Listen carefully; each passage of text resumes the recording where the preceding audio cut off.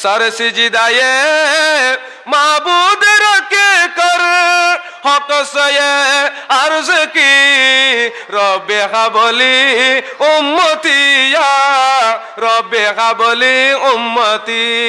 আমার নবী দুনিয়ার মধ্যে আসার সময় উম্মতের তরে কেঁদে কেঁদে এসেছেন। দুনিয়ার মধ্যে ৬৩ বছর জিন্দেগি কান্নাকাটি করেছেন, এখনো রোজা শরীফের মধ্যে কাঁদতেছেন। সুবহানাল্লাহ। এই জন্য রসুল পাকের সুপারিশ যারা মানে না তাদের চেয়ে হতভাগা আসমানের নিচে জমিনের উর্দার কি সুপারিশ শুধু কিয়ামতের ময়দানে নয়, দুনিয়ার মধ্যে রসুল পাকের সুপারিশ লাগবে। কারণ রহমতুল লিল আলামিন নবীর সুপারিশ ব্যতি রেখে বন্দার আমল আল্লাহর দরবারে কবুল হয় না। এটা পবিত্র কোরআন দ্বারা প্রমাণিত। ওয়ালাউ আন্নাহুম ইয যালামু আনফুসাহুম জাউকা ফাসতাগফিরুর রাসূল লাওয়াজাদুল্লাহ তাওয়াবার রহিমা।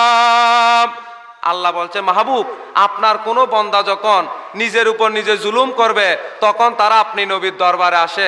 আপনি নবীর দরবারে এসে কি করে? ফাস্তাগফিরুল্লাহ, তারা আল্লাহর দরবারে ক্ষমা প্রার্থনা করে।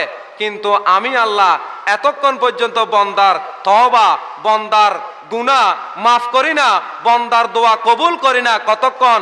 ওয়াস্তাগফার লাহুমুর রাসূল, রাসূল পাক যখন উম্মতের পক্ষ হয়ে আল্লাহর দরবারে যখন সুপারিশ করে, আল্লাহ বলছেন মাহবুব আপনি নবী যখন আপনার উম্মতের পক্ষ হয়ে আমি আল্লাহর দরবারে হাত তুলেছেন, লাওয়াজাদুল্লাহ অবশ্যই তারা আমি আল্লাহকে পাবে তাওয়াবার রহিমা, তওবা কবুলকারী হিসেবে, অত্যন্ত দয়ালু হিসেবে। জুড়ে বলুন না সুবহানাল্লাহ।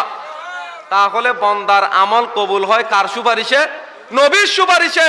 তাহলে যেই নবীর সুপারিশ ছাড়া ইমানদারের আমল আল্লাহর দরবারে কবুল হয় না, গুনাহগারের দোয়া কবুল হয় না, সেই রহমতুল লিল আলামিন নবীর ব্যাপারে কেউ যদি এই কথা বলে যে নবী সুপারিশ করতে পারবে না, তোমরা নবীর দরবারে যাইও না, নবীর উসিলা দিও না, এই কথা যারা বলে নিঃসন্দেহে তারা কখনো মুমিন বান্দা হতে পারে না।